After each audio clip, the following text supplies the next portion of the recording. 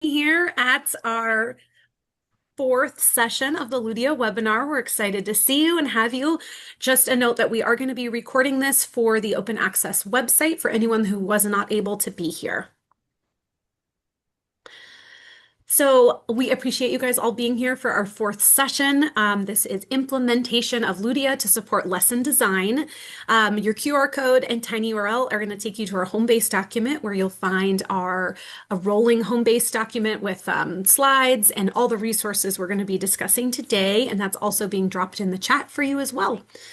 We really encourage you to share anything in the chat, ask questions, use your reactions, participate in a way that works for you guys today.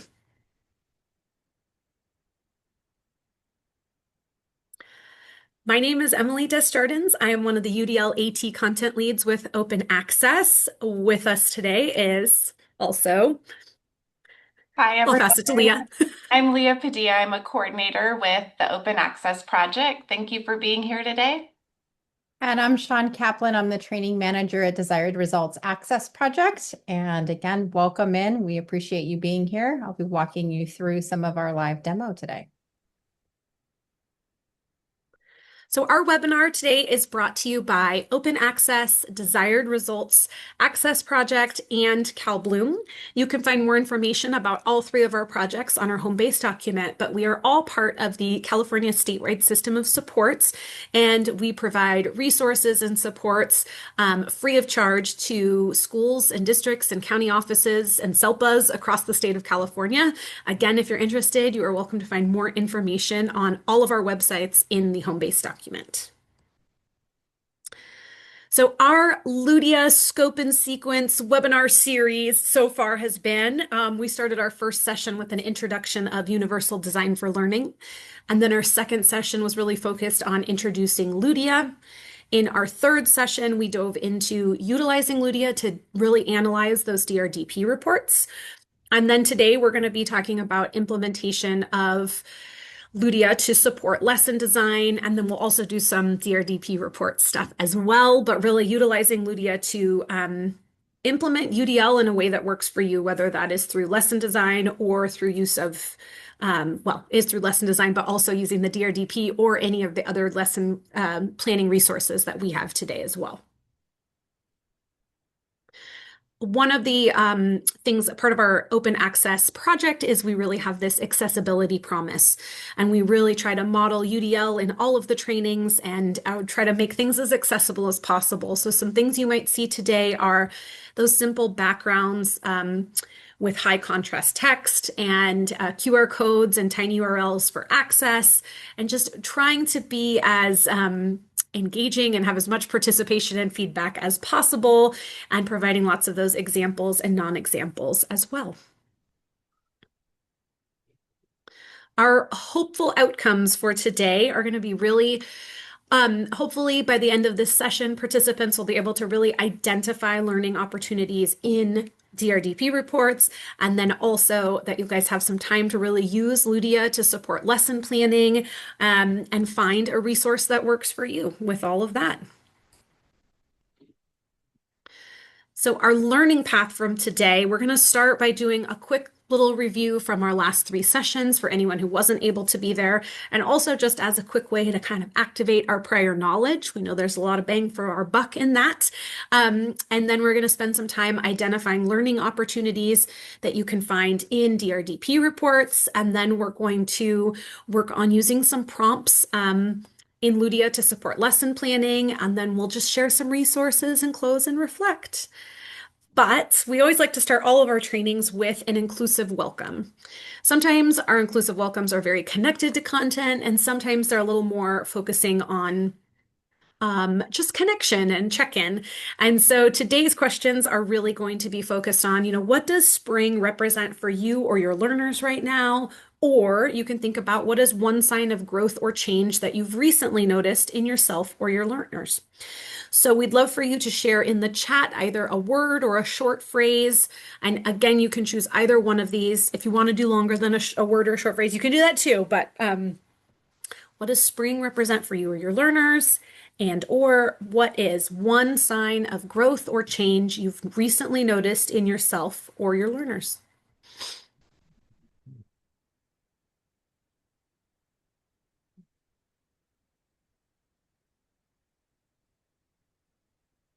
I notice my own children just have so much more energy in the spring. Like maybe it's the sunlight, I don't know what it is, but just so much more energy. Oh, TK, spring is a time of huge growth and development, both academically and socially, all pieces coming together. I love it. Growth spurts, things start blooming or clicking. Students are blooming. Spring refresh. Spring represents growth. I love it. Independence. Ooh, taking advantage of the extra daylight, getting in more walks, transition meetings. Spring represents hope to me. Something about longer days with more sunlight gives me hope for the future. Oh, I love that. New beginnings, transition meetings. Ooh, experiencing insane wins today. Change and adjustments. Okay. Thank you guys so much for sharing. I really appreciate it. If you think of more things as we're going along, you're welcome to keep adding to the chat, but I love this engagement and response. So thank you guys. So before we dive into any new content, we're going to do just like a quick little recap of where we're at so far. So in our very first session, we really dove into this concept of what is UDL, and as we discussed then, it's really a framework for learning that is really focused on creating access for all.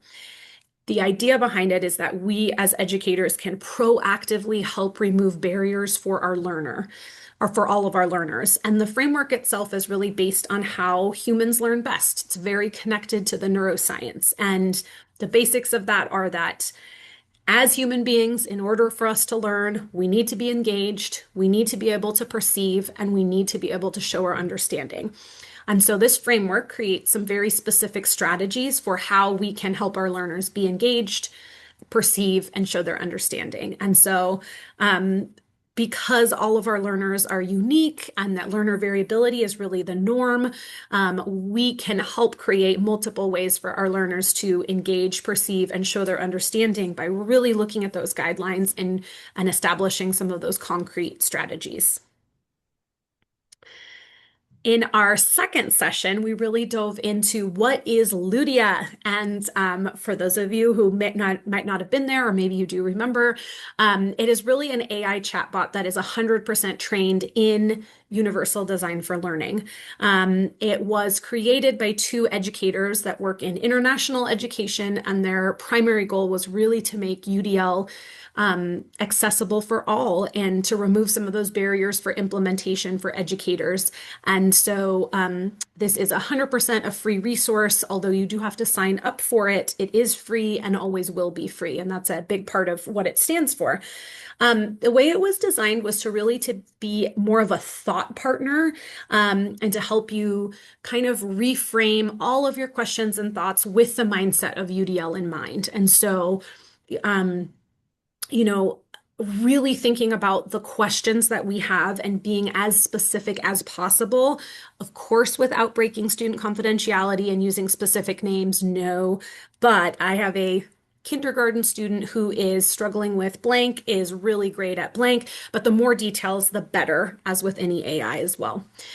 And so LUDIA is really designed to help you remove barriers for your learners, also remove barriers for yourself when it comes to UDL implementation, help create ideas for lessons, again, analyze those barriers and think about what could be in the way and how to remove those barriers, and then create some, flexible strategies that are all aligned to UDL as well.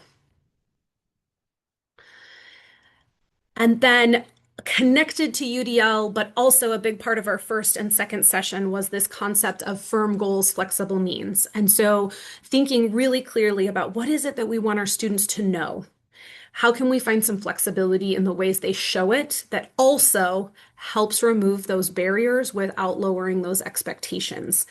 And oftentimes with firm goals and flexible means, we want to look for multiple ways for our students to be able to access information, express, engage their learning, and express their understanding, demonstrating that understanding. And so we kind of explored that. And then also in the third session, we really started exploring this concept of a DRDP report. So I'm going to pass it on to Sean to talk a little bit about the session 3 recap. Thank you, Emily. So in our last session, I recognized some names on the Zoom screen. So I know some of you were here in our previous sessions. So as a recap for those who were able to join us, but new information for those who might be new and missed last session, we looked at a DRDP report and really just starting to look at what kind of information is available for us. On our front page, which is what you see on the screen here, is our summary page of a child report, a child status report, which is looking at DRDP domain ratings for one period of time. And this shows you the rating level on a domain level. So you'll see each domain here and where that child is falling in terms of the rating. The following pages, which I will end up showing you a full report today, so you'll see that will break down each domain measure by measure, and it will show you the rating level measure by measure on a full report. And then we took a look at understanding how can we look at a report and determine what's the current level of mastery for a child, and on those subsequent pages, it actually defines current level of mastery. And then it also provides right next to that in a table what the next level of development is for that child. We started to just look at how do we determine where a child is demonstrating relative strengths, anything that is leaning farther over towards the right of a report, and then where are some greater areas of support that might be needed, which will be any of those ratings that are falling a little bit further over to the left of that domain scale. And then trying to figure out from there, where might we want to lean in? And today we're going to continue on that path once we understand exactly where we might want to lean in and support a child through our instructional planning. And we'll get into that with some of the LUDIA prompt practice as well.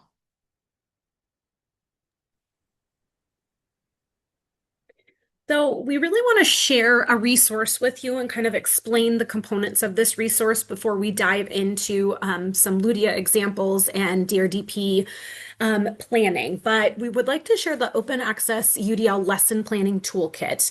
We're not going to open it, but it is linked here and it's linked on the home base. And then I'm going to go through each of the components in it and you can explore on your own. But the idea in creating this was really to create a variety of ways that you might reflect on your lesson plan or create a plan from scratch.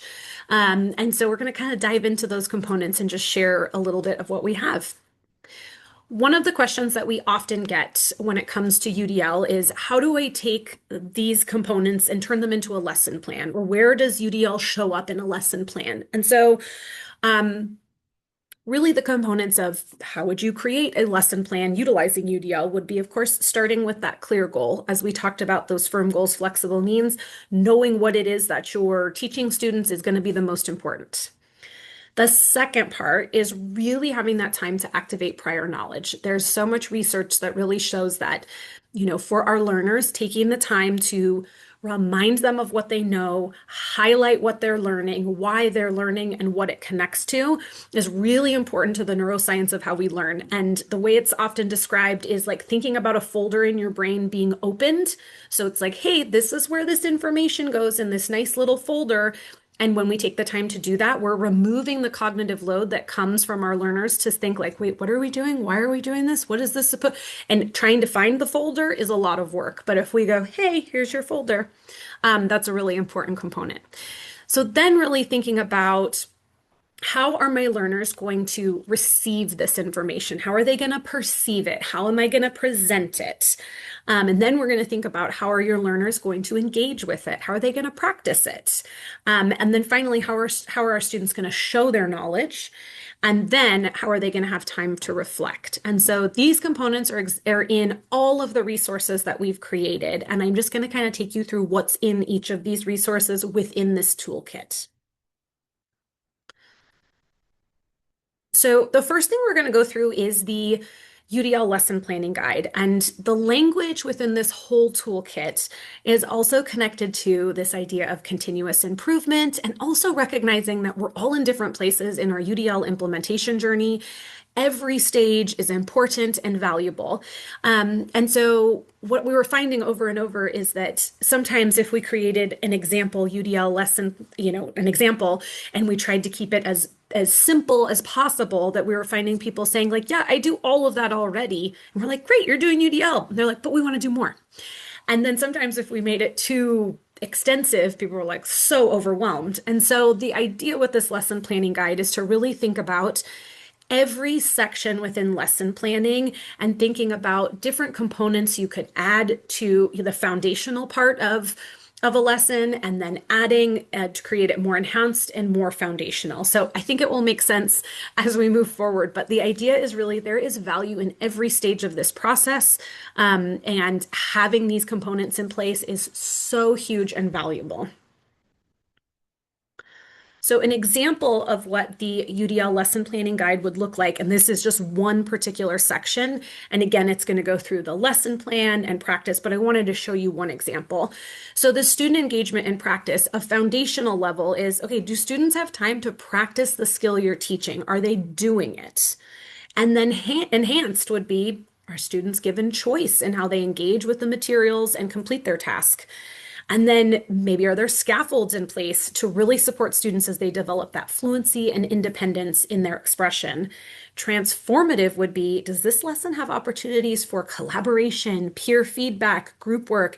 And yes, even with our youngest learners, building in that collaboration time, that group work time, peer feedback, it takes some teaching. It is not simple, but there's so much value in teaching our students to have ownership of their learning, building that agency and allowing them to just be deeply part of it. And then, of course, this is transformative, but I'm just going to say I think it's the most important. Does the lesson incorporate those elements of fun, creativity, curiosity, all of that fun stuff? And so your lesson planning guide is really going to be having you look at each part of the lesson planning process and just thinking about the routines you have in place in your classroom, things that are already in existence, and kind of think about where do you fall on these. And I guarantee in some areas you might be foundational, and in others you might be enhanced, you might be more transformative. All of those pieces, it's gonna be different at different parts of the day and different lessons, etc. And that's okay. It's part of the learning process, and there's value in all of it. So the next section within the UDL lesson planning toolkit is same components, right? The goals, expectations, activating prior knowledge, presenting information, but this is in the form of a lesson planning rubric. And so the idea behind this is really looking at curriculum that you already have, or even just looking at lesson plans that have already been created, whether by you or someone else, doesn't matter, and sort of just looking at it as a whole, as a rubric, and kind of measuring where you are in each of these. So very similar, all the components are the same. It's just sort of a different language of how you might reflect on that. The next section of this is really looking at if you wanted to create a lesson from scratch and going through every single one of the lesson planning descriptions, steps, etc. And it's going to give you specific information and guidelines on how you might, and reasons behind why each of these steps are important. And one of the pieces that's slightly different is this does say consider barriers. And when you are drafting a lesson from scratch, really thinking about the barriers that you know your learners are facing is going to be a really critical component for planning with UDL in mind. And it's a little different when you're just kind of reflecting on what is currently in existence within a curriculum, if that makes sense. But that part of really thinking about what barriers do you know your students are going to face, and where can you help remove those barriers for your learners? And then finally, there is also a lesson planning template that goes along with it. One thing I didn't link in here that I want to mention is part of the lesson planning toolkit is a breakdown of all of the connected considerations within the guidelines and where they connect to each section. And so, these sections within a UDL lesson planning guide or the components within a UDL lesson plan, they didn't come from scratch. They're all connected to the guidelines. And so if you want more information or if there's a specific guideline you would like to dive deeper into, all of them are linked in that connected considerations portion as well. So you might be wondering, what might you use this for? A few things.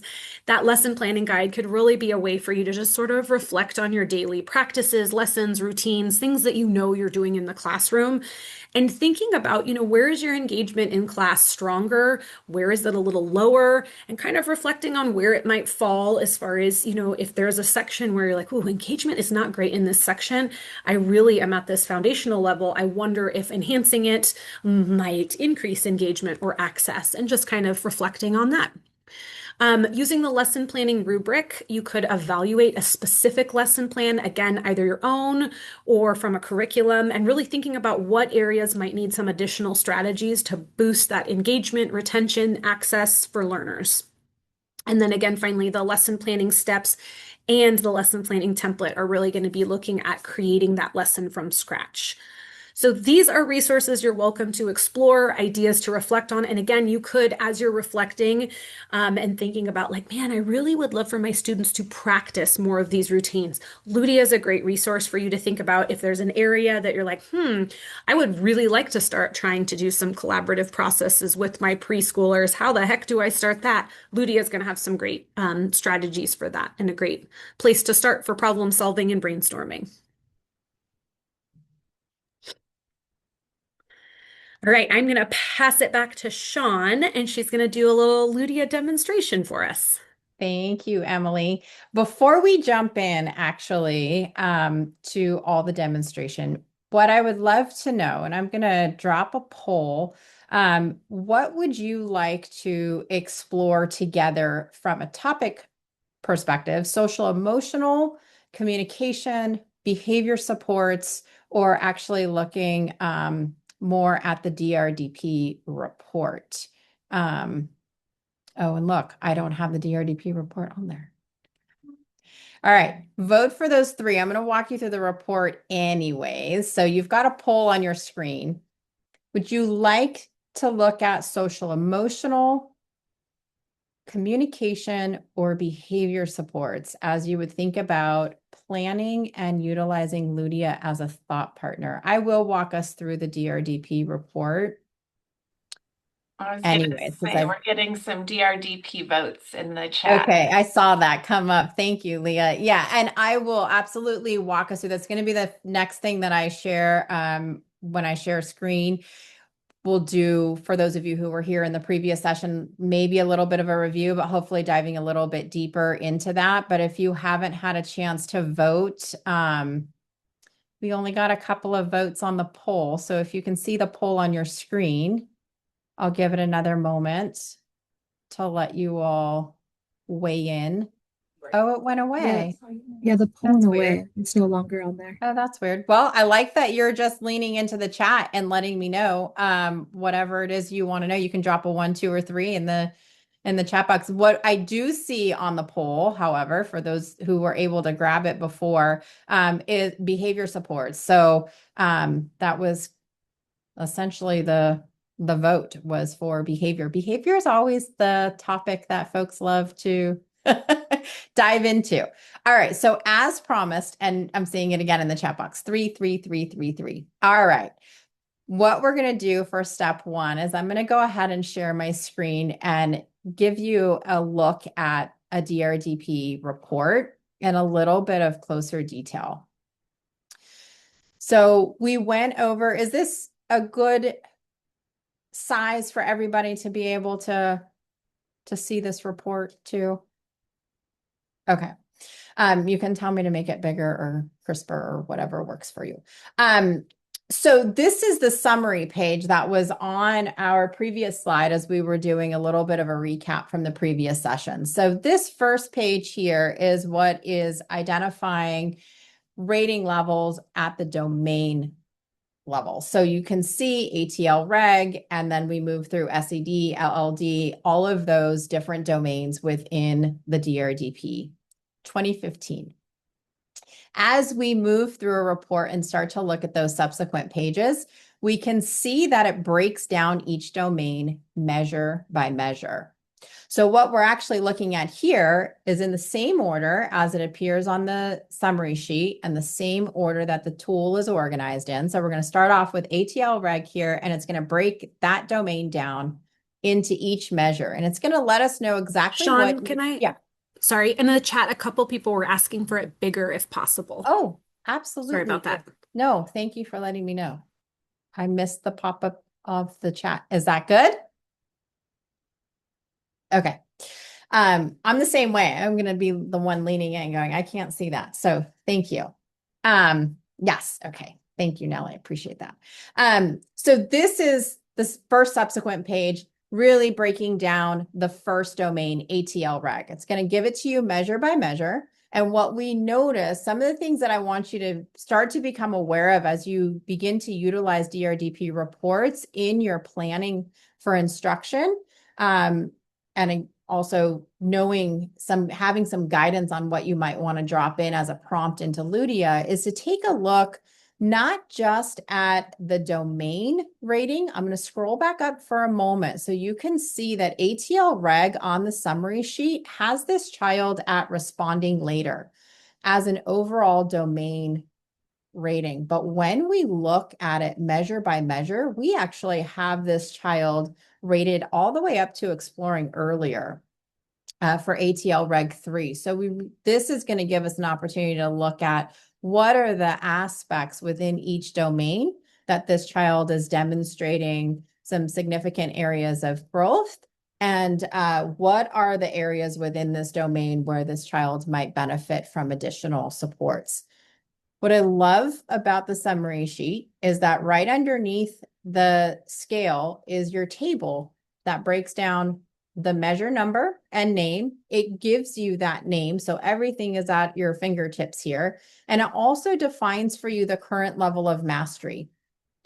Right next to that, it's going to let you know where the child is headed. Like, what is the next developmental level that this child could reach for this measure? So as we take a look, I'm going to point you to ATL Reg 2, which is in responding earlier, self-comforting, responds to internal or external stimulation in basic ways. And our target essentially for the next developmental area is to help this child be able to engage in behaviors that have previously worked to soothe this child, independently for responding later. That does not mean that we're going to get there in one leap. There might be a lot of steps in between as we think about what's that intentional planning. But then as we look at ATL Reg 3, we see that this child is at exploring earlier. So we want to have a good sense of exactly where a child is. That's going to help us determine what are some of the opportunities that we might want to plan. And then we can ask LUDIA for some suggestions and ideas to ensure that whatever learning opportunities we're leaning into are going to be accessible, UDL friendly, remove those barriers, all the things that Emily was just talking about also. The next thing I want to point out, and please feel free, if you have questions, you're welcome to just come off of mute, and you are also welcome to drop it in the chat box. But if there's any questions coming up, I want you to feel free to ask those in any way that works best for you. As we continue on, you will essentially be able to assess each domain measure by measure on all of those upcoming pages. The thing that oftentimes folks go, oh, I didn't really think about that, is you want to be able to consider how one domain or one measure interacts with another.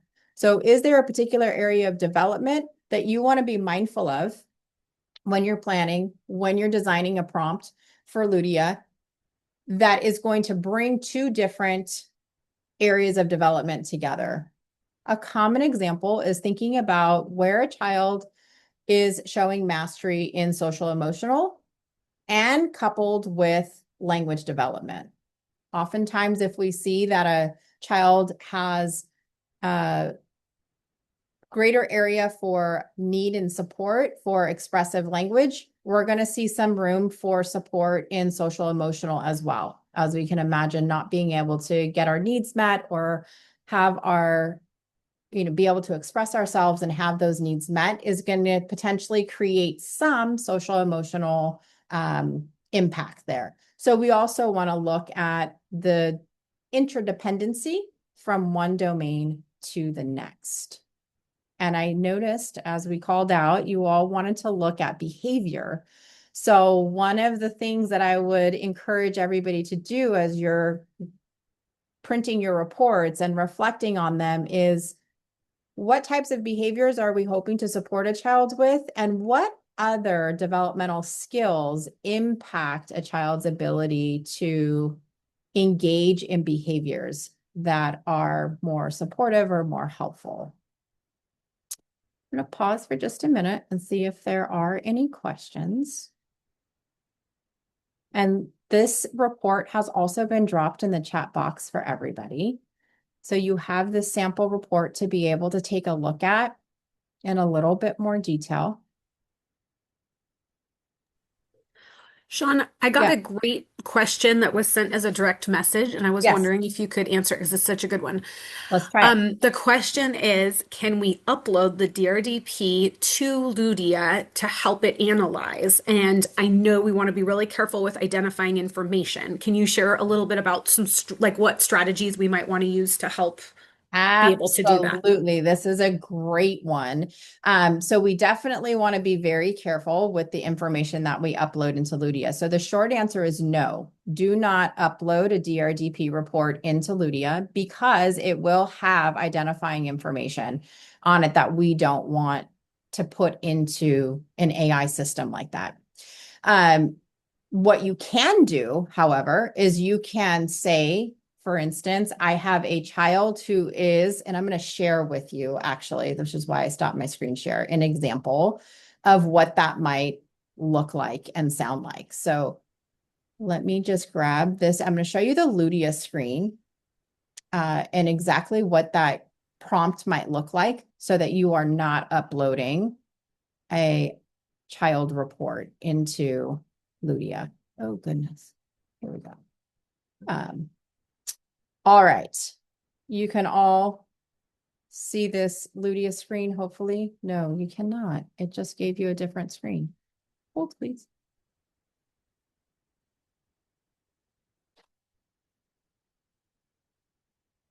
Oh, that's so bizarre. Guys, I've been having computer issues forever. I'm so sorry. Okay, let's try this one. Good. All right, I'm going to make it bigger. Okay, so this is LUDIA. This is an example of what we would want to drop into LUDIA instead of uploading a report. So you're going to hear me say that over and over again, because it is so important that we do not upload identifying information into LUDIA. So I will say it over and over again, kind of like a broken record. It'll feel like I'm your mom for a while. But you can give specific or general information. You notice that this says this is not this child's real name in this prompt. So it's just best that you leave out a name, but we were trying to give you some detail here. And you can say, I have a child who is 4 years old. Describe what the child likes. In this case, it says, Alex is a 4-year-old who loves puzzles and counting games. He avoids messy play and won't go near the sensory table or paint. His mom emailed me saying she's worried he's not being challenged enough. Honestly, I wasn't sure how to respond. I know sensory play is important, but I wasn't sure how to explain that to her in a way that connects to what she wants for him. Notice there is no parent name. There is no child name. There is no school site name. There is no real identifying information. It doesn't even say what city or county this particular child is attending a program in. But it does give a lot of detail about the situation that could apply to anybody. And that's where we really want you to stay. We want you to stay in that space of anonymity and not anything being input into a prompt, a question, or a thought process that would be able to identify the location of a child or who a child is.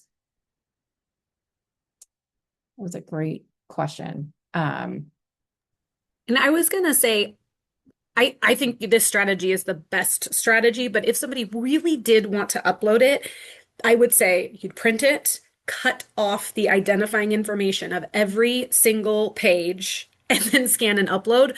But I think you could get That's a all the lot same of things. yeah, It's a lot that's of work, but I'm it's a just, lot of work. I don't know that Yes. that would be as beneficial, but I'm just, in case somebody was really, really set on that specific. And yes, Yeah. and to that point, you could then create those protections. The other thing you can do is you are more than welcome to identify the specific uh, level of mastery that a child is at. As long as their personal information is not there, you could easily say, I have a 4-year-old child who is um, rated at, and you could say exploring earlier for ATL Reg 3. You can give those exact details as long as there's no name or identifying information attached. So it's really about paraphrasing the report more than anything. Okay. Any other questions about the report itself and how to discern what the information is in there? I would like to be able to just start to look at typing in some prompts and some thoughts and ideas into LUDIA. We can switch over to some behavior related examples. We might then want to look at SED, for example, to just really look at some of the regulation. We can make it up, and we can also take it right from Kayla's report. So the main thing is that one, we want to just be able to model how we might type something into LUDIA and see the differences between more vague prompts for planning versus the more detail that we provide, and what does that give us in return? What is LUDIA capable of based on the information that we put in? So you all did get a copy of Kayla's report in the chat box. If you have the ability to open it, I would encourage you to open it, follow along. I will guide us through, and we'll just start typing in some prompts with LUDIA so that we can take a look at that. I'll frame them around behavior because that's what you all wanted to look at, take a look at. But I also invite you, as you're looking at Kayla's report and watching what happens on the screen within LUDIA, I invite you to also either drop in the chat or come off mute and offer some ideas. There's no wrong way to get started with LUDIA. It's about just starting to design some questions, provide it some information. As Emily said earlier, the more information we can provide LUDIA, the more detail we're going to get back. And it'll help us get to where we want to be. But while I will start us off, I invite you to use this opportunity to practice with us and be able to drop some ideas into the chat box or come off mute and let us know. But as we look at Kayla's report, if we're looking at social emotional on the detailed page for each measure, we can see that there are a few different areas where Kayla is rated as responding earlier. So that's farther to the left. That means these are potential areas where we might want to ask LUDIA for some ideas around how can we best support Kayla in these developmental spaces. And SED2 is the first measure that she is rated responding earlier. And that's social and emotional understanding, responds to faces, voices, or actions of other people, is the current level of mastery. And the next developmental level is that we want to help her be able to show awareness of what to expect from familiar people by responding to or anticipating their actions. So what I'm going to do is demonstrate by typing into LUDIA with some of that DRDP report detail exactly what we, I'm going to do a new chat here because we're not going to talk about Alex anymore. Oh gosh, it's not going to let me. Not going to do a new chat. I'm going to continue this, but I'll change the prompt and oh my goodness, guys. May I ask, Leah, I am so sorry. I've had computer issues for a while. Is it possible for one of you to pop this up and I'll stop share? I was in it and now it Yeah. doesn't want Give me me to one continue. second. Sorry, guys. I'm going to continue to Okay, see if I can this get was it to my work. tech issues the first session. Remember? Um, Tech issues, man. My goodness. well, it doesn't help that we scheduled this during Mercury retrograde, right? And if I get it, oh, Leah, I just got it. Oh, you did? You I are did. okay, well Okay, then. I don't know. Sorry, I'll take it back because it's All easier right. that way, I think. Okay. All right, guys. Okay.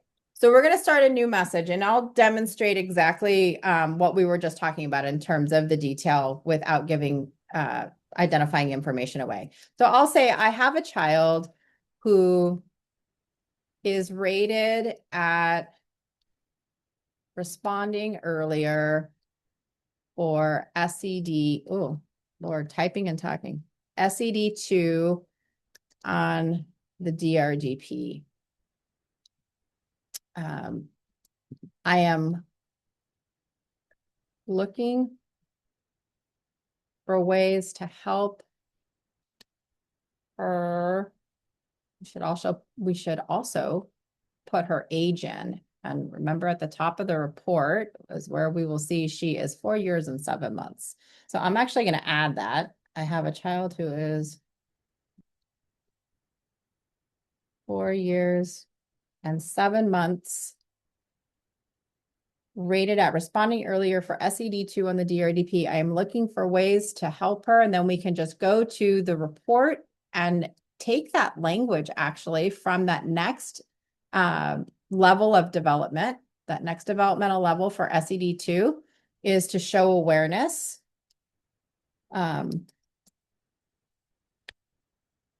You guys are great. I watch you guys type and talk and you do it so much easier than I do. What to expect from familiar people. Oh my goodness. Responding to or anticipate. Oh. Guys. Okay.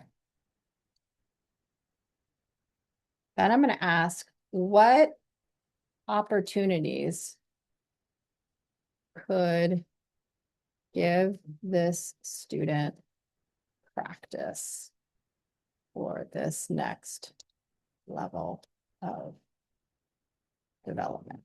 Let's just see what LUDIA gives us.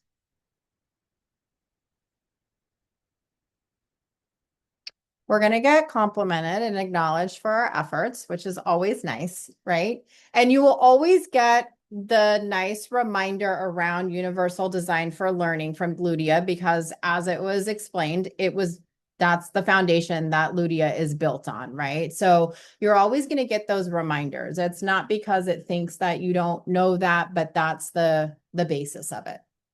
So it does tell us it's important to recognize that learning barriers can arise from misalignments between a child's needs and the design of the learning experiences. You will always get that reminder. And then it's going to help you identify, are any of these potential barriers in your classroom? So you're going to want to sit back and sort of think about that. Is there limited interaction opportunity? You might find because maybe this particular child is having some behavior struggles that you are not intentionally, but maybe as you reflect, you're like, gosh, yes, I do tend to try and leave this child away from larger groups or peers because it becomes more challenging. So it's going to give you a lot of nice things to think about and consider. Non-diverse representation of actions. So you'll want to consider, is the learning incorporate, are you incorporating a range of familiar actions that can help her recognize, or is there a lack of support for communication? And that's where you're going to want to go back to the DRDP report and you might look at language, LLD domain and go, oh, wow, yes, we're also seeing some struggles here. And then think about what kinds of supports are in place for communication. And then it will give you some strategies around how to reduce some of these barriers.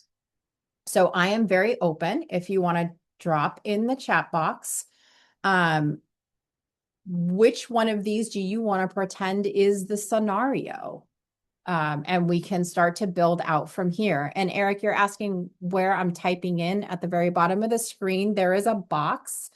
It's just it's very similar to what you would see if you've used ChatGPT and you've got your little box to type into. It says message, and it's where you're going to type the message in for LUDIA.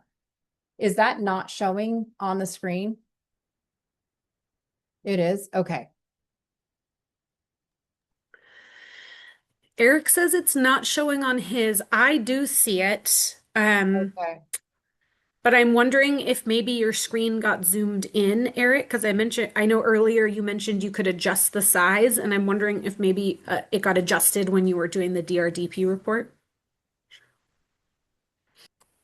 Ah, good thought. Okay. So take a look at and see if you can sort of maybe zoom out. But is there any direction that anybody wants to go? Otherwise, we'll continue to just play around with what LUDIA is giving us, and we can go ahead and add some of that behavior. I'm happy to make it up with you because this is really what you're going to want to do. And yes, please feel free to unmute and share if that's easier for you than typing in the chat box. You can see what it's like for me to type. So if you don't want to type in the chat box, you can certainly unmute, no big deal. But this is essentially what you're going to do is you're going to have to get comfortable with LUDIA by trying some prompts, seeing what it gives back to you, and then refining. So I'm going to start us off with a little bit of a refinement. I'm going to say, yes, I do tend to keep this child apart from groups because her behavior becomes disruptive. She struggles to communicate when she wants something another child has and grabs or hits. I would like to be able to include her, but safety is an issue. Now, this is just reality in the classroom, right? Sometimes we just sort of get a little frustrated.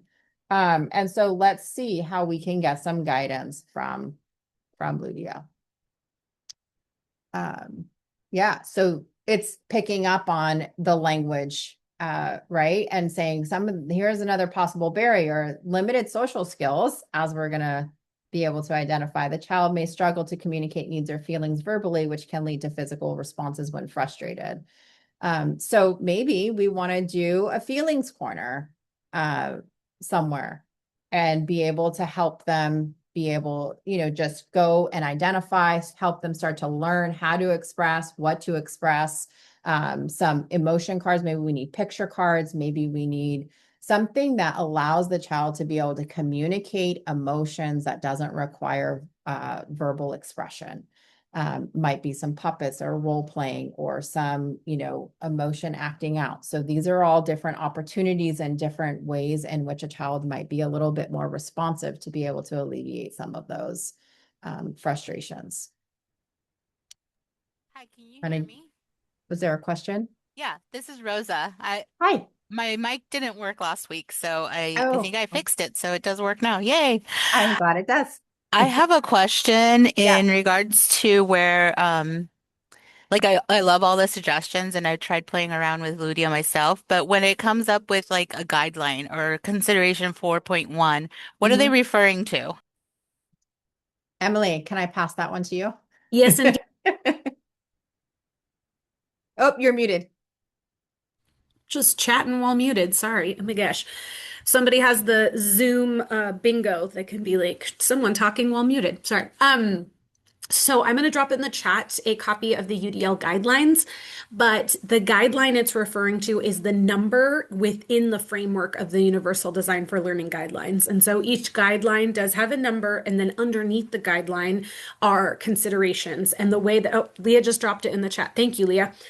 And so if you look at those guidelines, what you'll see, the guideline, there are 9 total guidelines, 3 under engagement, 3 under representation, 3 under action and expression.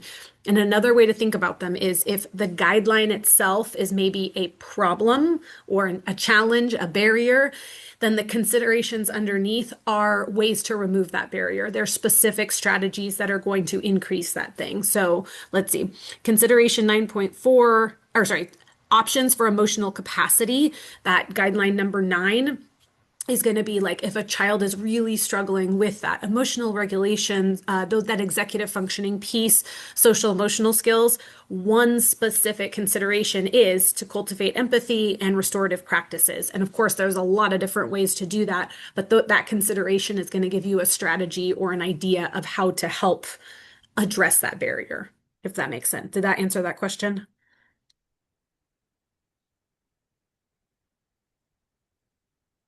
Hopefully. Yeah. Thank you so much. Awesome. Okay, awesome. Thank I'm you. like, uh-oh, your mic doesn't work. Any other questions or thoughts there? So as you're thinking about then, right, what are some of the learning opportunities that you want to be able to provide as you're planning for your instruction? These considerations might be where you start to lean in. Now, one of the other things, and I think maybe we can just take it from here, is let's just say we want to look at that first option, right? Guideline 9, that consideration 9.4 that Emily was just talking about. And it's suggesting that you might introduce that feelings corner. And then you have some regular practice with role playing and things of that nature. Let's just say you let them know, I don't have feelings cards or a budget to purchase new materials. How can I create a feelings corner for 3? So it doesn't have to be, we don't want you to have barriers either to your instruction. So you can always let LUDIA know. You could also say, I have $500 to spend and I would love to have, the state of the art or the latest, tools and resources. And it could probably give you some of that, but we don't want whatever prompt LUDIA provide or whatever response LUDIA provides back to become a barrier for you or to feel like you can't implement that because of, either budget constraints or even staffing or anything like that. So you can always let LUDIA know a little bit more detail about how your classroom is structured and organized. You might say, I am the one-on-one support person for this child, or I am working with 24 children and there are only 2 adults in the classroom. So you can always give a lot of that detail as well. All right. And then I want to point out, hopefully you can all see at the bottom of the screen, LUDIA is going to ask us, how can I make the emotion wheel more durable? Is that something that you want to expand on? That might be another question you want to ask. They're giving you some suggested things to dig a little bit deeper into. Where are good emotions to start for a young child? Maybe you don't even know where to start just because this is not where you feel you have the most experience, or this particular child seems to be presenting some different, situations for you. And then you could also maybe want to ask, can you suggest a simple role play scenario? Because who loves role playing, right? Most adults don't. So now you're wondering, how do I do that? So I just went ahead and clicked on provide me some samples for some role playing scenarios. And here they are. And this might not be what you want to follow, but it might provide you some thoughts around, oh, you know what happens in the classroom a lot? And we said that earlier, that she has struggles saying when she wants something from another child. So we might want to lean into the sharing moment, right? Because we know that that's information that we've already provided and we've seen evidence for that tends to be a more challenging time of day when this particular child wants something another child has. So 2 children have to share a limited number of crayons while drawing. One child can express frustration while the other one shows understanding. So you would intentionally then engage in this role play. And it's helping you provide a focus. Now, what I might want to know is, how can I support the sharing moment with this child and peers. Maybe we're ready And for that. and Sean, I would say after this prompt, we probably need to switch into Yep. closing, Just just looked at noticing that. time. Yes, thank you. I just glanced at the same time. We're in sync. Exactly. And so again, you can see, okay, now when I'm ready to move from maybe we've done this role play one-on-one a little bit. Now I want to be able to be prepared, maybe even ahead of time, or we're really ready to move into that with peers at an actual art table or art space within the classroom. All right. As Emily said, I'm going to stop share so she can move into intentional close. We hope that that was helpful for you. I think that was great. Thank you for that demonstration. That was awesome. And I so appreciate you calling out the resource thing too, because I do think that can feel really discouraging too when Ludia's like, create a stop motion film for students. And you're like, with what budget? What are you talking about? That did come up once. It was like, Yeah. no, that's not a thing. So we'd love to end today's session with an intentional close, but particularly, for those of you who have been to all 4 sessions, thinking a little bit about the whole webinar series. So we have a couple sentence frames for you just to kind of think about. Again, we like to activate the prior knowledge and then also reflect and close the folder in your brain as well. So a couple of options you have to choose are: one key insight I'm taking from this webinar series is blank, and I will apply it by blank. Or if you were not here for all those sessions, a situation where I can use what I learned today or over the last 4 sessions is blank. And I will share this learning with blank by blank. So you're welcome to think about that for a minute, and then we'd love to hear in the chat as well. And just take a couple minutes. And then before you go, we'll give it a couple minutes for this, but before you go, we really would appreciate you taking the time to fill a feedback survey out. It really does help us with planning all of our webinars and how we offer different resources and things. So we appreciate your time thinking about what went well for you and what did not. Um, let's see. My computer's being funny. Okay. Lori just dropped the end of training survey. And then if you guys want to do some reflection, go ahead and add to the chat.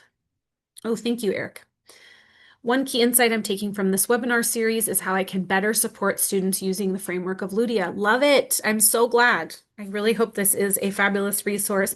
And as a reminder too, if you go back and forth with LUDIA and generate ideas and there's something you want it to create that maybe it's not quite capable of creating, which it can create a lot, but one thing came up at the last session was it doesn't create images. So if you wanted to create images or visuals or things like that, I would recommend something more like Claude, or I think Gemini also.